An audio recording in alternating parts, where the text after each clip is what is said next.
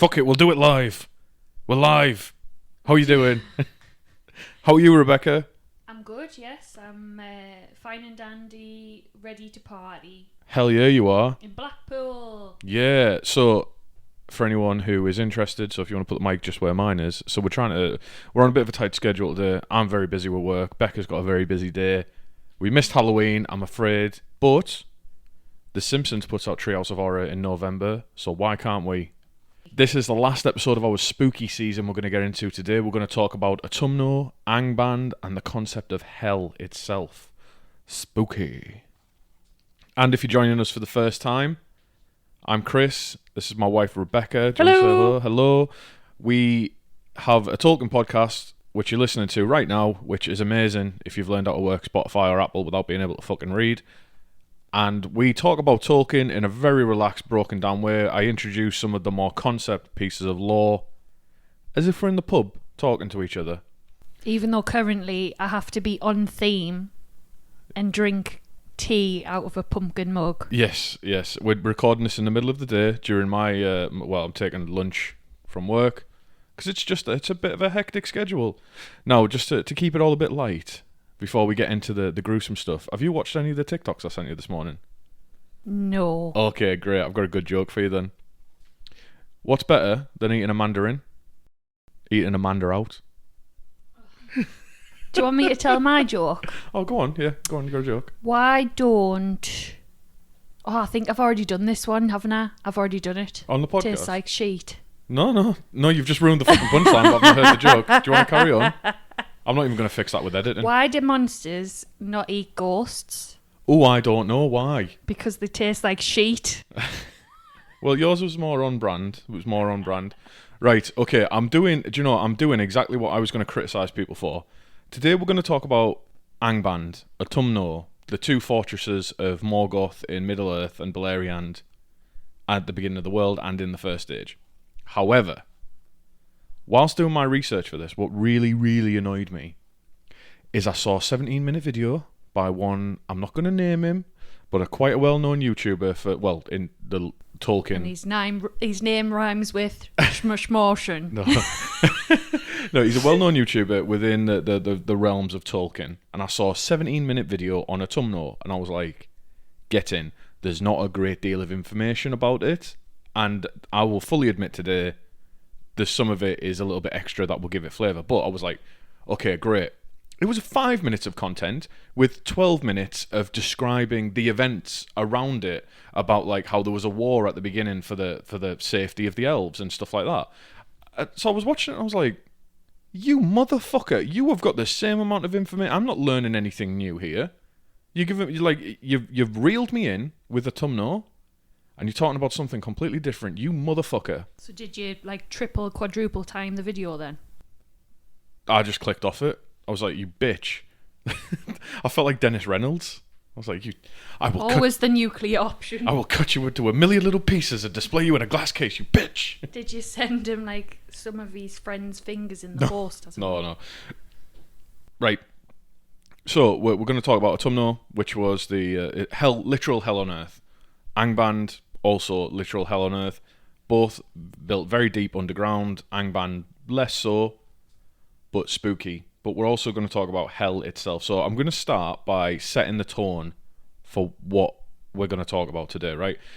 You need to imagine, if you're listening to this now, unless you're driving, if you're driving, pull over. Hopefully it's somewhere dark and spooky. I want you to pull over. I want you to get in your back seat. Ooh. I want you to get very comfortable, prop your legs up. And I want you to close your eyes and listen to this, because I'm going to start with something that's completely nothing to do with Tolkien. Okay? There is a horror writer called Clive Barker. I've mentioned him quite a few times on the podcast. He's an author, but he's also the guy he directed, I think, the first Hellraiser film, because he wrote the novella that it was based on. So when you see Pinhead, Cenobite, blah, blah, blah, all that shit, that comes from him. Same as like Rawhead Rex and stuff like that. So he's a very good horror writer. And he's got a series of short stories called The Books of Blood. Okay? Right, okay, you're going to need to stop that now.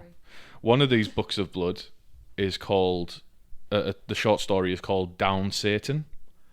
And it is literally, it's about 15 minutes of an audiobook, so it's only a few pages of actual writing.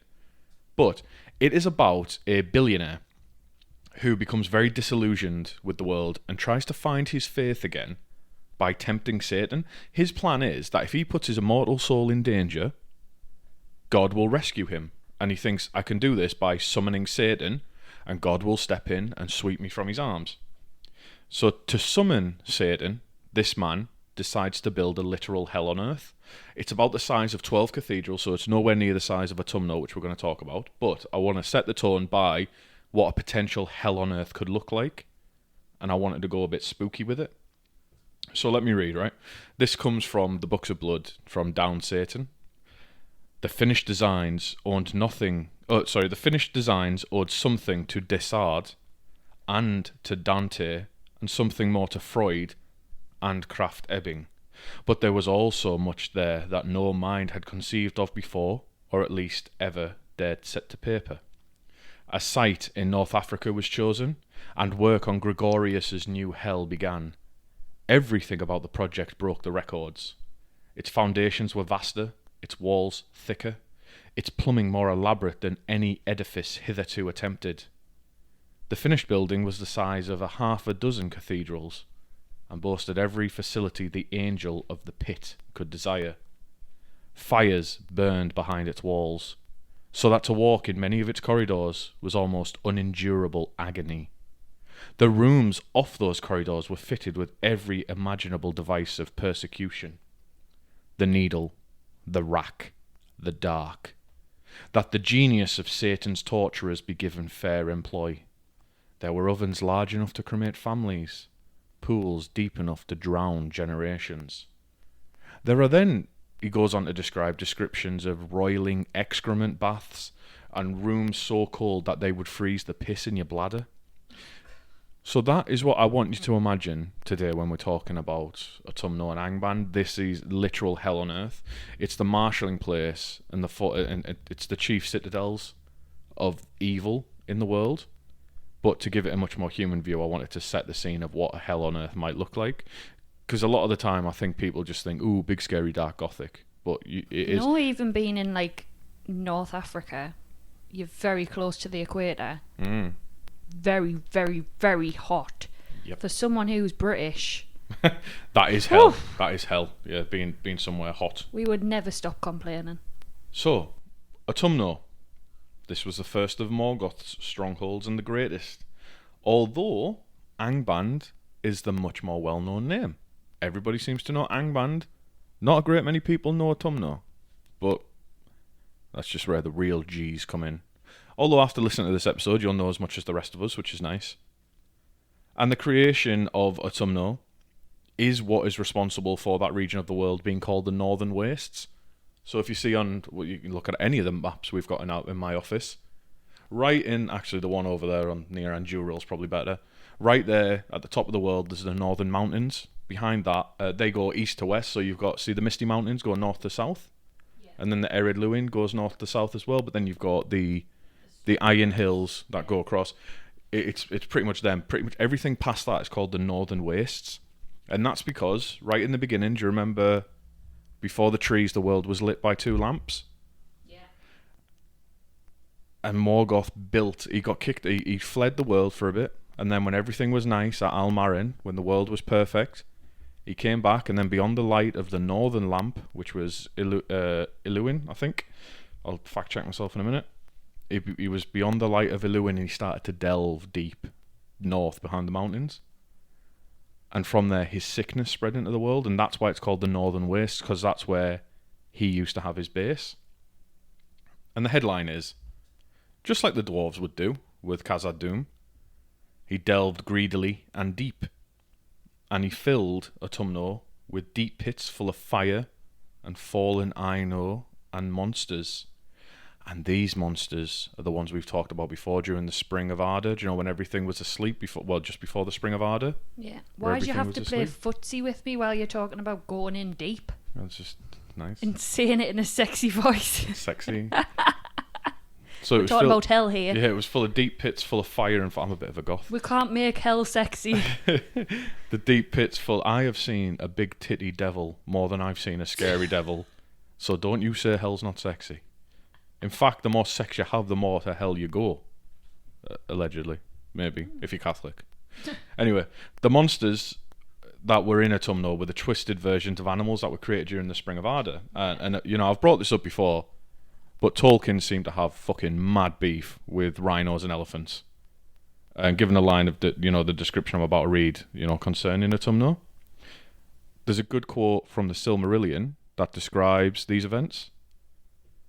Now Melkor began the delving and building of a vast fortress deep under the earth, beneath dark mountains where the beams of Iluin were cold and dim.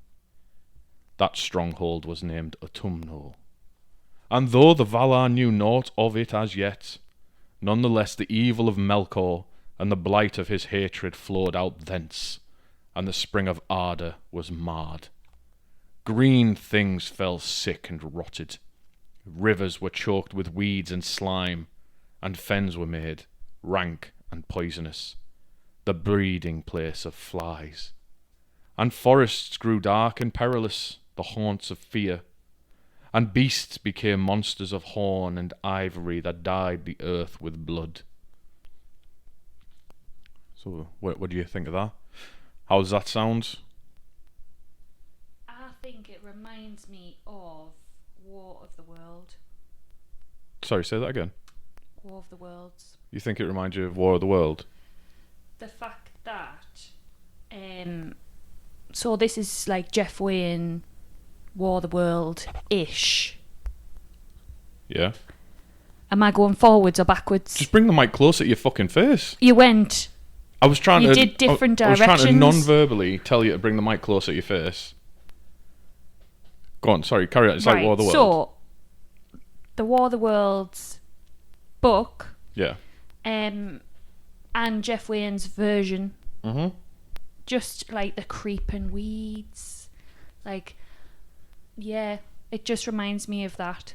Oh, okay, right. Wells's description. Pull the mic closer to your face, so till your lips are almost touching the guard. Right? But then I can't help but touch the thing. That's fine. Just lick it. I'll caress it. Caress it. I'll let my beard tickle it all the time. I don't give a fuck. I'll let my nose hair tickle it. Yeah, this is our 31st episode. We've been doing this about 9 months now. It's a different chair. I've only just started using this chair. That's a fucking different chair. It is a different chair. I usually sit in our leather armchair, and now I'm sitting in a proper upright seat. Right, okay. So, do you remember Gemma, the artist who did that?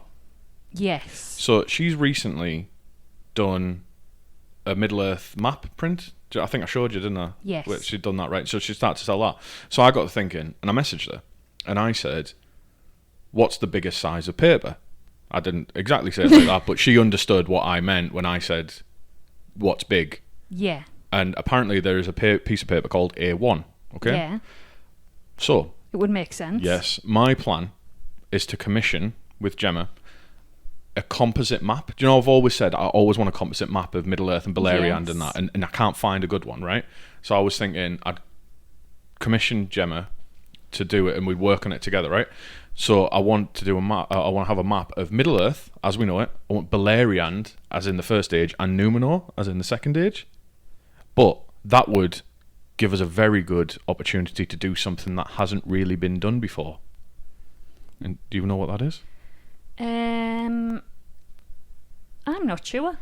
It would be to pinpoint the location of Utumno, because nobody is really sure where Utumno lays. We just know it was delved behind the northern... It was north. Yeah, we just know it's north of the Iron Mountains, or like those mountains that go across the top of the world.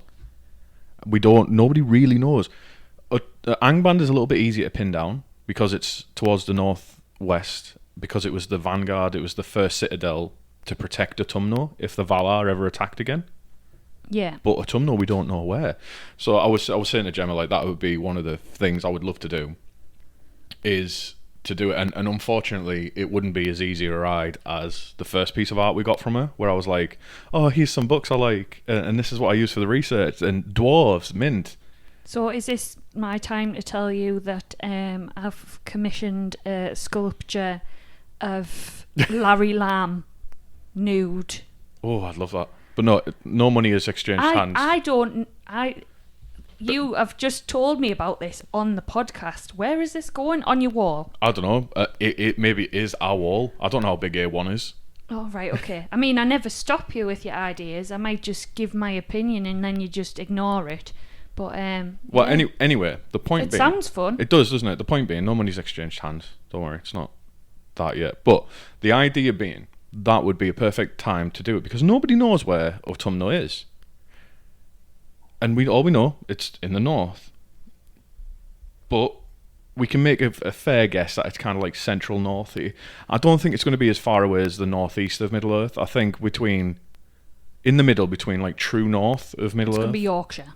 No. Like it's much better. So it's if we're looking at that, like let's say the Iron Mountains. You're just saying places now. It's fuck all to do with Yorkshire. Eriador would be Yorkshire, where the hobbits live. If we're doing it like that, okay. It'd be far, far away in the north. But we don't know how far to the west it would be. Okay. But it can't be a super duper far because there'd be tunnels connecting Angband and Utumno for the armies to move. So who knows? I think maybe it might be north of Eriador, which where the hobbits live. So is there any animals near there that are relatively close to rhinos and elephants? There was, but again, we don't know because if it was in Beleriand, then it would have sank. Because you could look at the zoology, couldn't you? Yeah, you could. Yeah, you could. Like the herbology around that area and what's similar. I bet we could, but something weird must have happened at some point because the Oliphants, even if they originated in the north, then were south with the Haradrim. Or east. I think Oliphants came from the south, so I think it's a good choice of animal by Tolkien. Yeah, they must have migrated somewhere. The skin of like a rhino or an elephant kind of mimics the kind of tunneling and the deep gashes into the earth. It's weird that he would say that it's beasts of horn and ivory that were the evil twisted ones. Because that's like colonial trade and. Oh yeah, he was born in South Africa, wasn't he? Oh shit. Oh fuck! Do you know? That was an evil. I've never considered that. Yeah, the trading in horn, obviously, and that's quite evil for the animals. Ooh, go Rebecca! Bloody hell! Right. I do have some brains. Yeah. So let's move on. So from Utumno, Morgoth built his armies, and during the spring of Arda, do you know when Tulkas and Nessa got married and they were having a party, and then when they fell asleep, he attacked and ruined the lamps. So it was his armies he sent forth from Utumno then, as well as his corrupting influence. And if you want to learn more about the Spring of Arda and how Melkor, or Morgoth as he's later come to be known, fucked up the world for everybody forever, I think it's like our 6th episode was like the Spring of Arda, so go back and have a look. And you'll see that period in a bit more detail.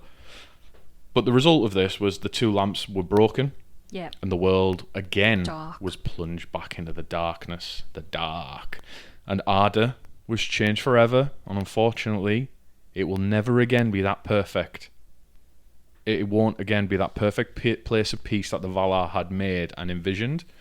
But who knows what will happen when Eru remakes the world again and the dwarves help. And, humans sing and elves, something happens to the elves. Nobody knows what's going to happen to the elves. The elves don't know, and it's a cause of quite a bit of anxiety, actually. You elves could have anxiety. Oh, it's really bad. So this is a bit of a joke for everybody who I talk to in our book club, but I would recommend anybody, if you really want to have an in-depth look at like the psyche of an elf and like where humans came from, like their creation story and some like deep philosophical stuff, there is a small text called the Athrabeth Finrod a Andreth, and it's a conversation between Finrod, obviously an elf king, and Andreth, a human woman who was in love with an elf, and it's a conversation that they have on a night, and it's really good, and there's a lot of like really good philosophical stuff that comes from that. But anyway, we digest. So we don't know where Utumno is. We do know where Angband was. And it was, yeah, so when the lamps were broken, we've already covered, that's when the world was broken, the continents were formed, and after this, the Valar, Buggered off. yeah, they went west to the newly formed continent of Aman. But going back to Utumno, there was a war fought for the safety of the elves, okay? That was called the War of the Powers. Mm-hmm.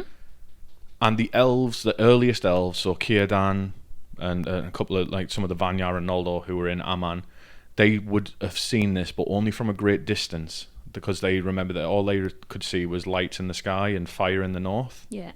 That was the Valar waging war on Utumno. It was a very long siege, and they couldn't break the gates. I think I saw something say like 1,000 years, 2,000 years or something, where they were trying to get through the gates of Utumno, but because of the damage Melkor had caused to the planet, like to Arda, most of their power was spent from trying to stop the world ripping itself apart, so they weren't at that full strength. They couldn't dedicate all of their energy to that. Yes, exactly. And eventually, they broke in. They literally peeled the roof back, like they peeled the ground back of Utumno. Yeah.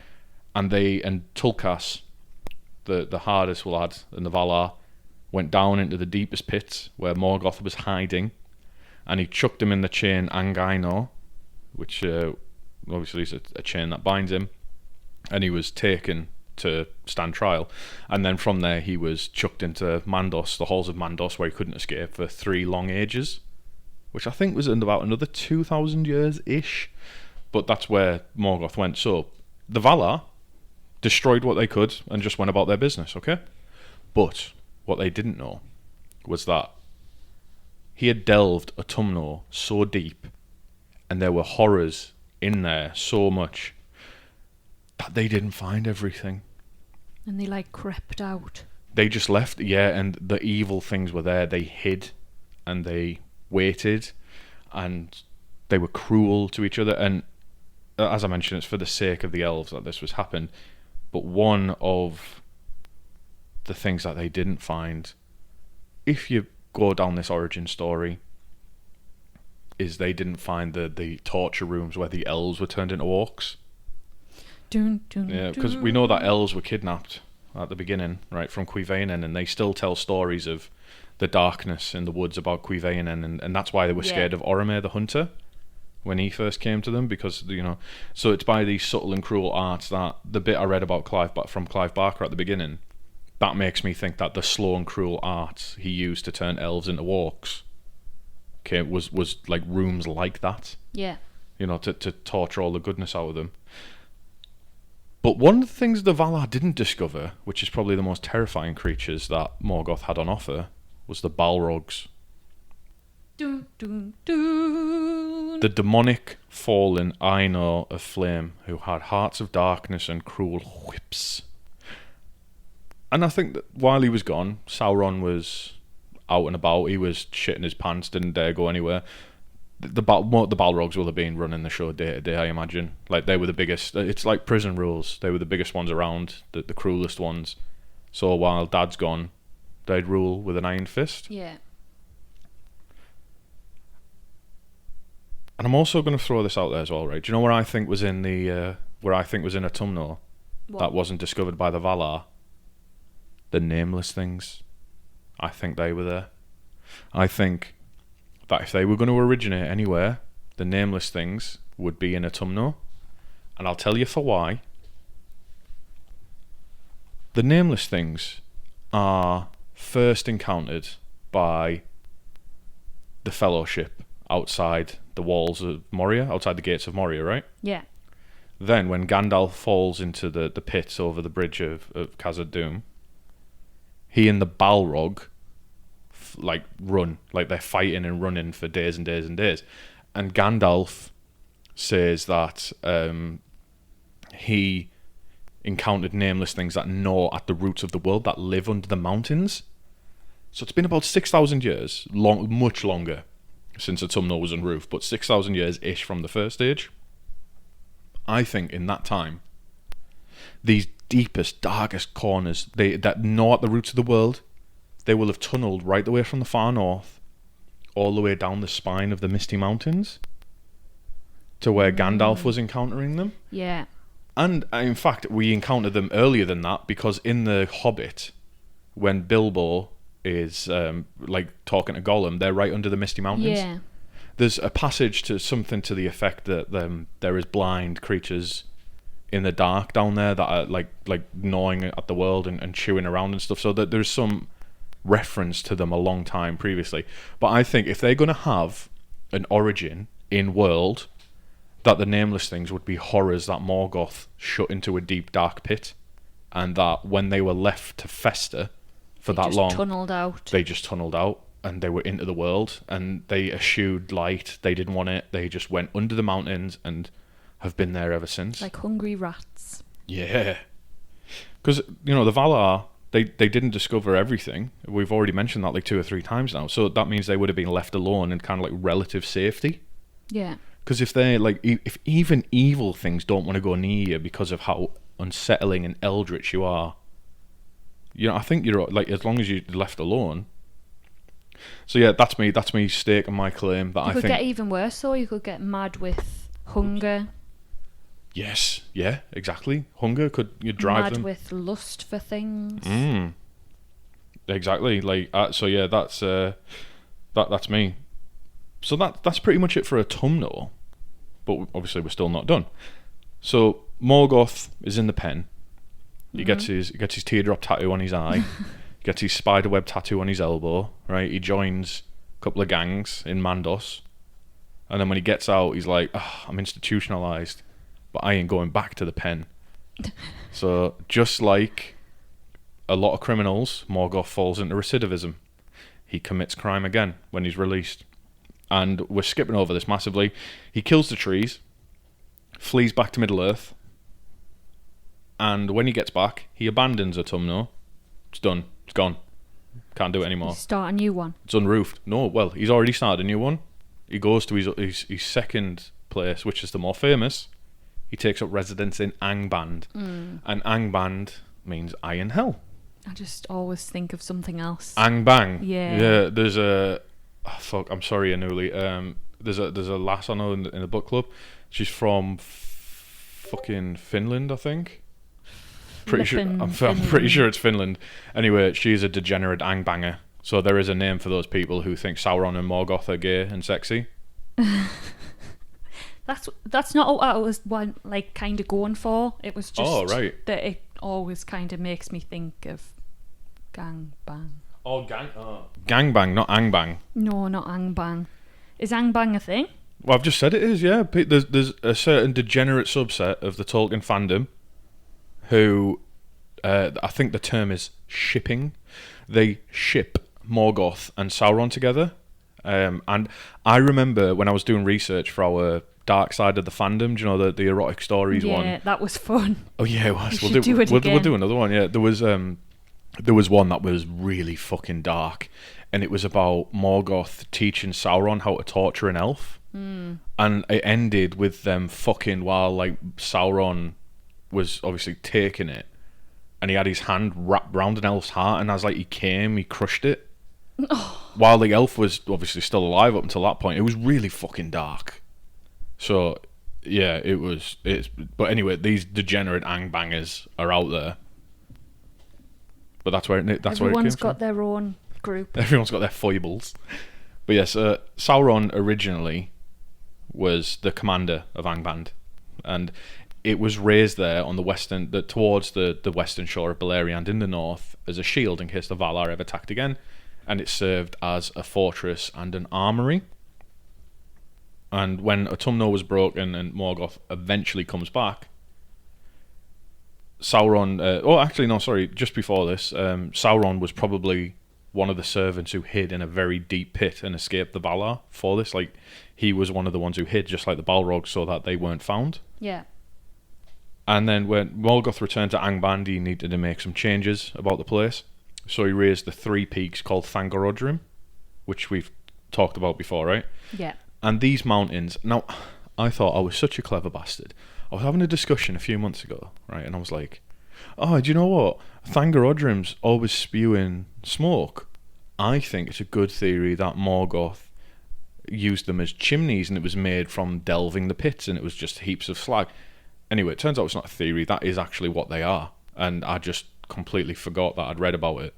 So, You Thangarod... read something and then thought it was your Yeah, pretty idea. much. Yeah. And that's a very egregious sin to commit with Tolkien, isn't it? That's very bad. So what he did was he raised the 3 peaks of slag, and it was like full mountains of the rock and dirt and everything from digging up the ground. But they were also hollow as chimneys. Belching out gases. Exactly, and that's exactly what it was for. And it was just the worst pollution.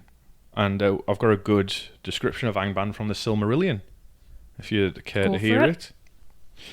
And he, being free, gathered all his servants that he could find and came to the ruins of Angband. There he delved anew his vast vaults and dungeons, and above their gates he reared the 3-fold peaks of Thangarodrim, and a great reek of dark smoke was ever wreathed about them. There countless became the hosts of his beasts and his demons, and the race of orcs, bred long before, grew and multiplied in the bowels of the earth. Dark now fell the shadow on Beleriand, as is told hereafter. But in Angband Morgoth forged for himself a great crown of iron, and he called himself King of the World. In token of this he set the Silmarils in his crown. His hands were burned black by the touch of these hallowed jewels, and black they remained ever after. Nor was he ever free from the pain of the burning, and the anger of the pain. That crown he never took from his head, though its weight became a deadly weariness. Never, but once only, did he depart for a while secretly from his domain in the north. Seldom indeed did he leave the deep places of his fortress, but governed his armies from his northern throne, and once only also did he himself wield weapon while his realm lasted. So I'm just going to point 2 things out there. It says he only left the north once. Yeah. That's when he goes to corrupt humans. He steals away to the east. He appears as a god to humans, and that's what causes us to stop being able to speak to Eru Ilúvatar, because we used to be able to speak to him before that. Yeah. And the second time is once only did he himself wield weapon while his realm lasted. Because he's a big scary cat. Exactly, but that's when he fights Fingolfin, who comes to his doors at Angband, and they have a fight. And he was scared. Yeah, he was scared to fight Fingolfin. Alright, but yeah, so he turns back up. Pretty sad state of affairs. He fucks the world up a bit more, and then tries to pick up where Utumno left off. And while he's at Angband, he does a couple of other things. He kidnaps one of Feanor's sons by trickery, and hangs him by his wrist from the peak of Thangarodrim. And do you know how long he's there? I don't want to know. It's made me feel sick. 30 years. So he's hanging by his wrist from a mountain, from an unbreakable iron chain and cuff, for 30 years before he's rescued by I think it's his cousin Fingon and the giant eagle Thorondor, who we discussed in our Eagles episode. So do you think he'll have a really weak arm or a really strong arm? Unfortunately, spoilers for you, Fingon cuts his hand off so he can get him out with a chain. So he's what? Yeah, so his cousin, he's called Mydros or Mythros, depending on your pronunciation. He's the eldest son of Feanor, and he becomes kind of like, how do I put this? He's probably the least cunty of Feanor's sons, but is still a massive cunt. What if that guy had been like, he was like, I could have easily cut my hand off to begin with, but I really wanted to keep that hand. Yeah, he does say like kill me at the beginning. Yeah. So don't chop off my hand. I could have done that easily when I first got locked up in this chain. I wanted to keep that. It's my best hand. Well, it seems like Mydros just never saw 127 hours, so didn't know what to do. Maybe. Anyway, he's a ginger lad. He's very handsome, very very handsome, but he's still a war criminal. So bear that in mind. Say that's my type. Just if he's a lot of people's types, he is a lot of people's type. But we'll leave that for now. So Angband remains the seat of power, and the third big battle of Beleriand in the first age is called Dagor Aglareb, which means the glorious battle.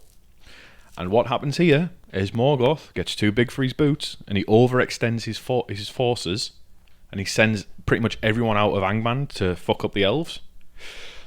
But he wasn't counting on how well prepared the Noldor were. So the Noldor elves had recently come back to Middle-earth after the whole business with Fëanor. Yeah. And were too busy. Morgoth thought they'll be too busy to fight me. Oh boy, was he wrong. They did fight, and they fought well indeed. So the elves, mostly Noldor, chased the orcs back to Angband, and they proceed to sit outside. And they sit outside for 400 years, and this is called the Siege of Angband. So for a long time, Angband becomes us during COVID. You can't go outside because anyone you meet might kill you.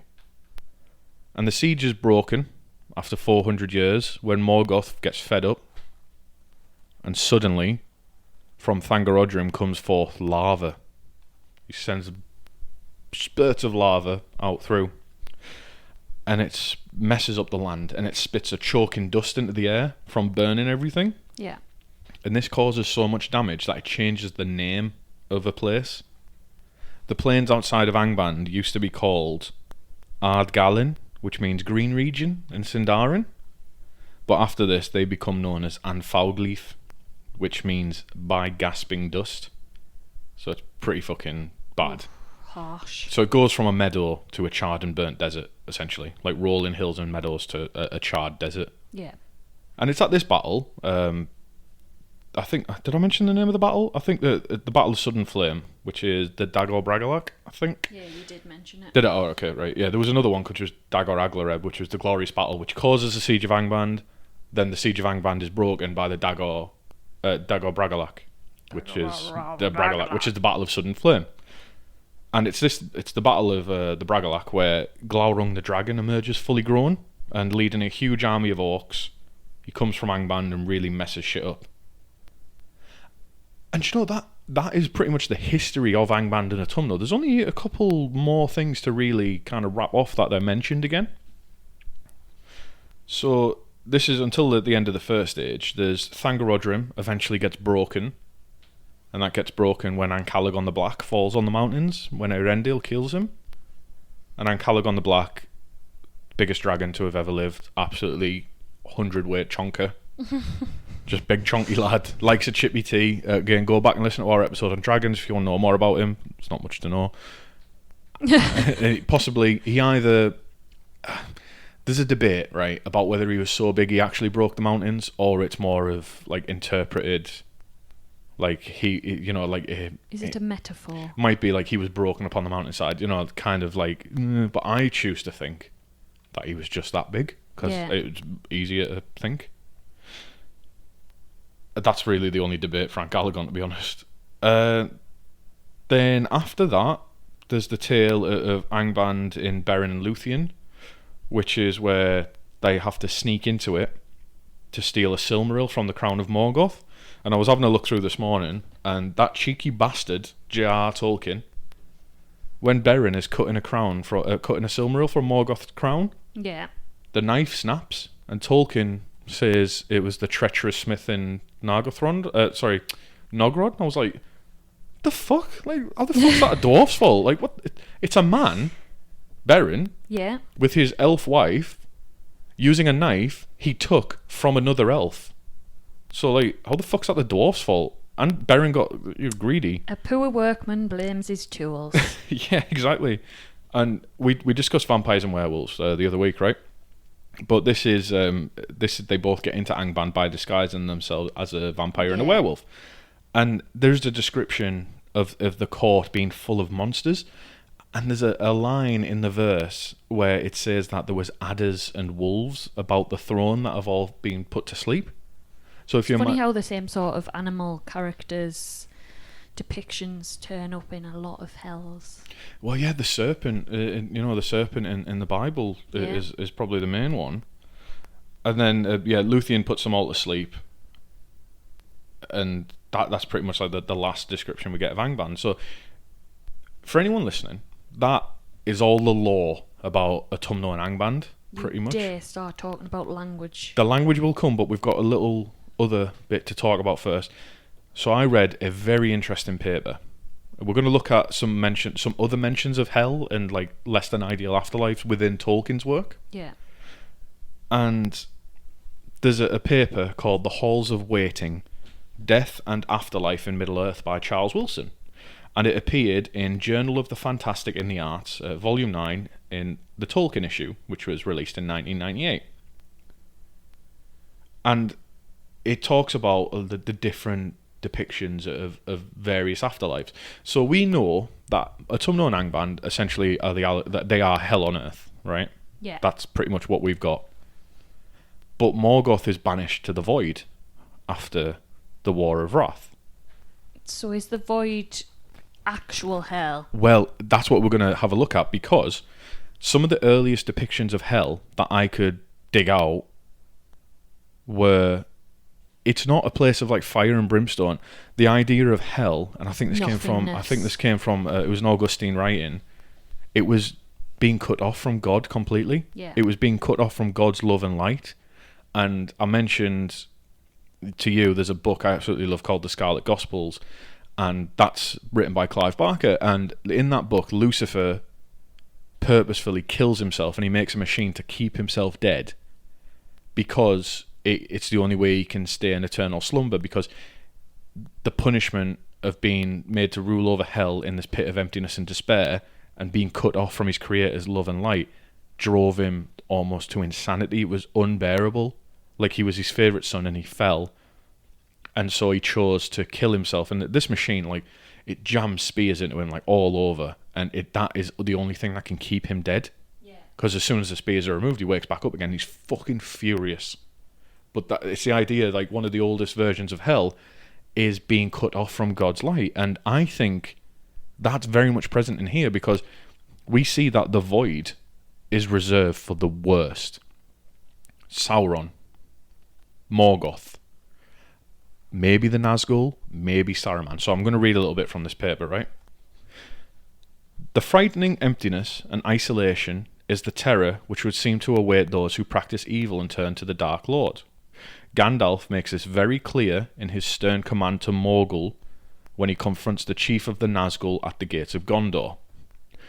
Go back to the abyss prepared for you. Fall into the nothingness that awaits you and your master.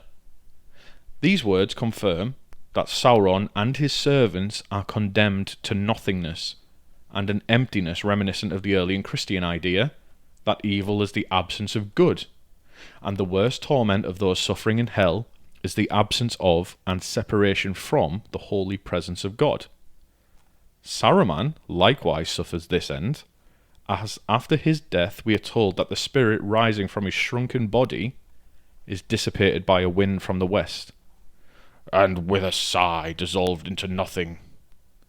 And Gandalf says of his fellow wizard, Alas for Saruman, he has withered altogether. Which I just think is just, that's a really sad kind of ending. Like, and that's what I mean, is like, I feel like the idea of a hell that's fire and brimstone and roiling baths of shit and ovens and freezing cold, that's quite magnificent in comparison. Exactly. It's too. I think it's too exciting. It's too exciting to be properly scary. It's like a hero's death. Exactly. But the idea, a martyr. The idea of wandering alone in the darkness for eternity, or not even it might not even be darkness, it might just be grey, like just completely cut off from everyone and everything, knowing that you are completely outside of everything you've ever known. I think that's hell. I really do. And there's another one.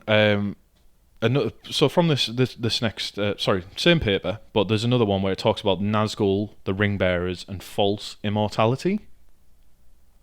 And it talks about when Frodo slips the ring on at Weathertop and actually entered the world of the Ringwraith and saw them as they truly are. Undead creatures, totally subservient to the Dark Lord, forced to remain in Middle-earth beyond their time, unable to die or find rest.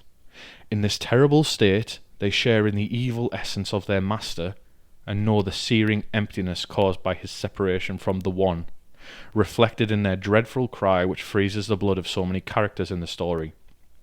And, in the final scenes, even their seeming immortality comes to an end, as with the destruction of the power of Sauron, they are destroyed forever and condemned to the everlasting nothingness, which is the fate of all those who follow the Dark Lord. To a lesser extent, each of the Hobbit ring-bearers experience this false immortality. Both Gollum and Bilbo speak of being stretched out or thinned out by the long lives given to them by the ring. Other hobbits comment on the longevity and youthful appearance of both Bilbo and Frodo, who never appear to age. The image, however, is that of making something longer, not by adding more material, but by stretching it so that the existing material covers more area but is less substantial. Which is just... that's pretty sad thinking about, actually. Like, I always think, like, oh, I'd love to be immortal, but the idea of you're existing, but it's because like you... weakness, isn't it? You're stretching out your... You can't enjoy your longer life. Yeah, exactly. You're stretching out your fully. Essential being, yeah. It's just... oh... And there's the last bit we'll talk about is from a letter 172 from Tolkien, where he says, so this paper says that after a brief survey of the immortality and afterlives of the various peoples of Middle-earth, we can perhaps more clearly understand the statement of Tolkien, which opens the paper. His world concept is clearly Christian, but without the external trappings of Christianity. His Eru has established definite standards of right and wrong. There are specific rules to be obeyed and corresponding punishments and rewards for those who fail to do or fail to do so. Thus, Theoden is confident that he'll go to the halls of his fathers in the hereafter of his final battle, while the fate of Denethor is not so certain because he broke one of the cardinal laws, suicide. Aragorn can be expected to be reunited with Arwen in his afterlife, the Timeless Halls, while Morgul and Saruman are destined for the abyss of nothingness. Tolkien then posits definite places and states of the future, but gives few specific details of standards. Indeed, he has done that, as he explained in his letter to someone Murray in letter 172. He has the slightest and then he says, I have cut out practically all references to anything like religion, to its cults or practices in the imaginary world, so that the religious element is absorbed into the story and the symbolism. Which I find utterly fascinating. Yeah, that's given me a lot to think about, to be honest. I loved researching this. But that is pretty much what we want to talk about today. So that's Angband, Utumno, some of the other afterlives or hells mentioned in Tolkien. I'm rethinking my whole life. Yeah, and a little bit of real life stuff, which is fascinating because we know that, you know, like fire and brimstone type hell. I think it was like Middle Ages by the time it started to like really take in popularity, and then in recent decades we've started to see that the main Christian churches, like, you take away the mad American cunts and the mad like evangelical cunts all over the world, and apart from them, you see the other like sects of Christianity kind of starting to play down the concept of hell again. Yeah, it's not popular anymore. It's not. No, it's like fear's not doing it as much anymore. But then obviously you've still got like the fire and brimstone preachers. I was watching a documentary earlier, and there was, if you really want to look at like fucked up hells, have a look at like Hinduism and Buddhism. That's what I was reading about before. Yeah, well, like with Samsara, like the Great Wheel, with Yama holding the wheel. And I was watching a documentary, and it was saying about you like, if you have to cross burning sands in some of them, and if you stop, you've got to lay down in this burning sand for 100 years, not being able to brush anything off, and you'd have like molten metal poured down your throat. And like some of those Eastern religions get really fucking creative with their torture. The ancient Egyptians weren't as extreme, but you did have to go through challenges. Yeah, so I asked you about this. So like, I haven't had time to gather your thoughts. Like, what can you tell us about the Egyptian afterlife, in particular the bad side? Just that they had to travel every night. So every night when the sun set, they would have to travel to the afterlife. And that's why, if you were richer, you could have more incantations and spells across your body, because you could afford it, like the craftsmanship. But you also needed them spells in order to get through these like traps and all these trials and tribulations each night. So you knew the spell to get through each one of them easily. What happened to the people who failed the feather test? Like Anubis ate their heart, right? The crocodile got you? Was that Anubis? No. No, Anubis is a jackal. Was it Set who's the crocodile? Yeah. Yeah. I'd have to check. But anyway, so what happens? So like they just eat your heart, then do you just stop existing? Yeah. Is that it? Just existence done? The thing is that it's like the Egyptians, they carve their names everywhere because by remembering them and saying their names, it would resurrect them. Oh, is that like that so if saying? You were gone, you were gone. Is that like that saying of like you die two deaths, like once when you die and once when your name's said for the last time? Yeah. Oh. Well then. Sobek, the crocodile god. Fair enough. There was something I had to cut out of the episode that I would have loved to talk about, but it would have took up literal hours, which is to talk about Dante's Inferno with the circles of hell and what have you. I don't know how familiar Tolkien was with it. I imagine he would have read it and he would have known the Divine Comedy quite well, but I don't know if any overt themes made it into his Legendarium. If they did, please reach out and tell me. I'm happy to talk about this forever. In particular, I love all the spiritual stuff around Tolkien. And I'm not sponsored. It's got nothing to do with them whatsoever, but I am part of the Tolkien Society. And on the 26th of November, let me double check my calendar, there is an event for members of the Tolkien Society, but I think anybody can sign up. Yeah, Sunday the 26th of November, there's a seminar put on by the Tolkien Society over Zoom. I think anybody can join up, or if not, just members of the society. I might put that in my calendar and you can have the child. It's in the calendar, yeah. But there is all-day events, like papers on Tolkien and religion motifs and stuff like that, and I can't wait for it. So yeah, give that a shout. But other than that, I think we're done today, Becca. Woo! Is there anything you want to add? No, just that I enjoyed that. Not quite as much as werewolves and vampires. Yeah. But hell is very exciting. Fuck yeah. Right, we'll be back in 2 weeks. So until then, I hope you have a good day wherever you are, and we'll catch you later. Bye. Bye.